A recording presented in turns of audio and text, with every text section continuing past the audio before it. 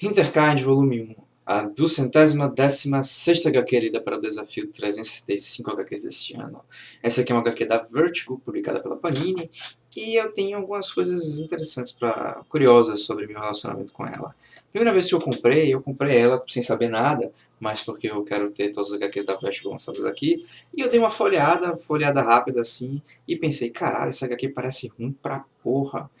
E deixei pra lá e comprei as continuações, já que são só 3 volumes, e agora eu tô pegando pra ler. Eu não gostei da arte, eu não gostei das cores, que inclusive são feitas pela brasileira Cris Petter, que é uma excelente colorista, mas que eu não curti, quando eu tava folhando, eu não curti tanto o trabalho dela aqui. E de forma geral tudo me parecia meio, sabe, como se eu tivesse deslocado. E acabou que eu estava 70% enganado. Nesta obra aqui, a raça humana ela foi praticamente dizimada. Aconteceu o apocalipse. Uma doença, uma praga, se espalhou rapidamente e matou todos os humanos do planeta, ou pelo menos quase todos. Prosper Monday, a protagonista, vive numa comunidade no Central Park, em que tem um enclave de humanos que sobrevive lá, isso algum tempo depois do apocalipse. Todo o resto da cidade foi tomada por árvores. Aquele cenário pós-apocalíptico que não teve bomba atômica, mas o humano desapareceu e a natureza começou a tomar lugar. E ela tá meio que puta da cara porque não tem nada pra fazer lá, as competências delas não são reconhecidas. Tanto ela e um amigo queriam sair de lá. Elas aproveitam essa oportunidade quando o avô dela, Asa, ele resolve viajar para fora desse enclave porque, através das notícias de rádio, eles perderam contato com algumas das outras comunidades de humanos próximas. E, portanto, ele faz uma pequena expedição com 3 pessoas para ir descobrir o que aconteceu. E nisso, os personagens acabam descobrindo que fora do enclave, fora lá do Central Park, existem criaturas sombrias, mas também criaturas luminosas. Porque, ah, sem que a humanidade soubesse, ou pelo menos que a maioria dos humanos não soubessem, vários seres de contos de fadas, como trolls, elfos, goblins, não tem orcs, eu acho, mas goblinoides, duendes, unicórnios e tudo mais, esses seres de folclore e contos de fadas, eles existem e viviam escondidos dos humanos.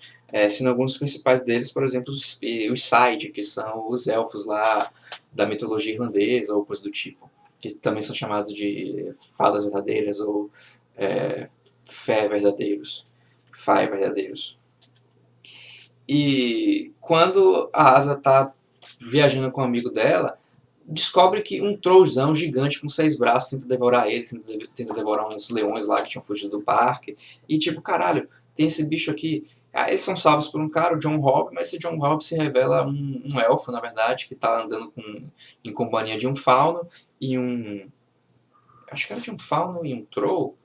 De um fauno e de uns goblinoides, e eles estavam querendo capturar humanos para vender com mercado de escravos, sendo que os humanos também são muitas dessas raças veem eles como aperitivos.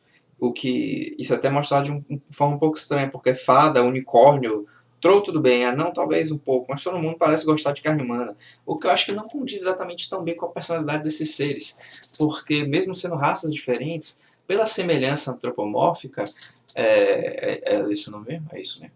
Eu não acho que muitas dessas raças teriam não teriam essa gosto por comer seres tão parecidos com eles de certa forma, mas isso é ignorável. Mas o ponto é que ah, tem tanto bicho, mas tanto bicho mesmo, formando reinos, formando coalizões, formando comunidades, que parece que até que o pessoal sai do limitezinho lá de Central Park e caralho, tem bicho pra porra. E isso ficou meio estranho, porque passou muitos anos sem ninguém ter descoberto nada, sem ninguém ter tido nenhuma pista de nada. E isso foi meio forçado. No entanto, passado isso, a HQ se mostrou muito boa.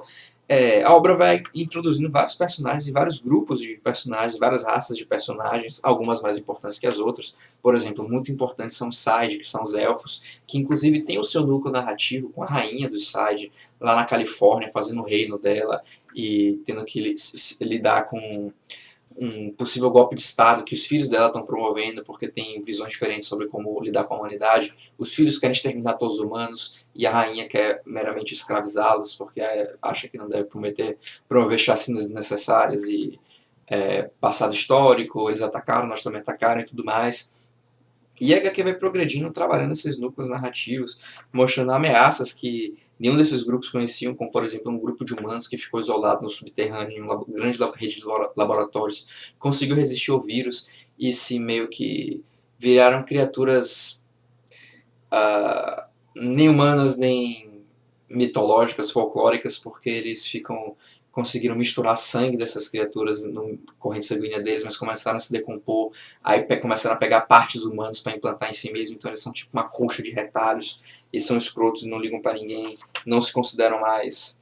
Não, eles se consideram humanos, eles não consideram os de fora como sendo humanos, e aqui esse resquício, um cara que é um resquício desses cidadãos. E aqui a protagonista Prosper Monday.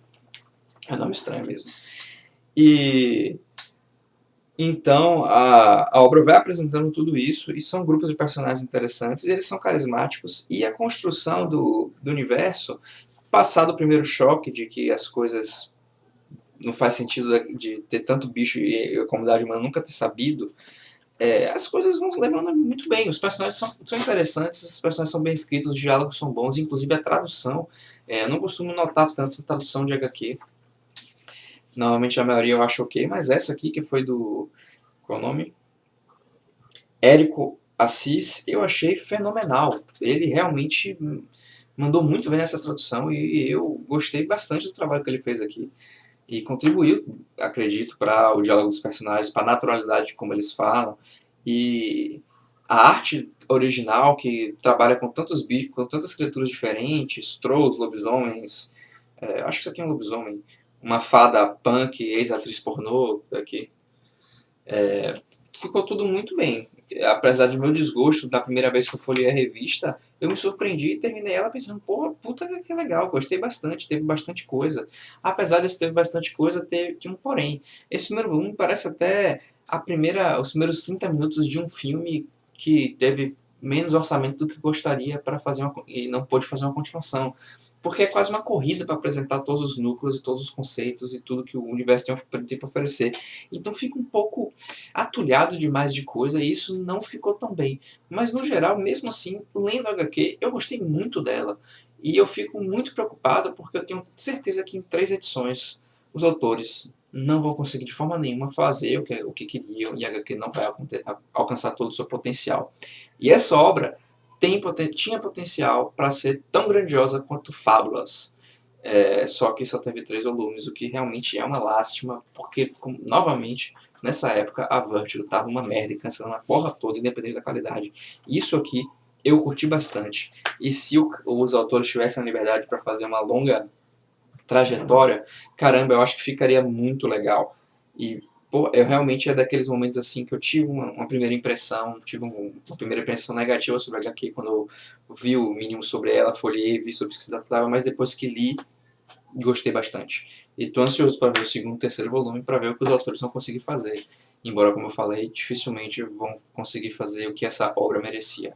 Mas eu, por enquanto, vou ficando aqui. Apesar dos pesares que eu falei da questão dos volumes, eu recomendo quem puder comprar e ler essa HQ, porque eu acho que mesmo assim vai estar valendo a pena. Tudo bem que eu tô no primeiro volume, mas vamos ver aí o que os outros volumes eu vou ter para dizer. E por enquanto é isso, e até o próximo vídeo onde eu voltarei com Fullmetal Alchemist.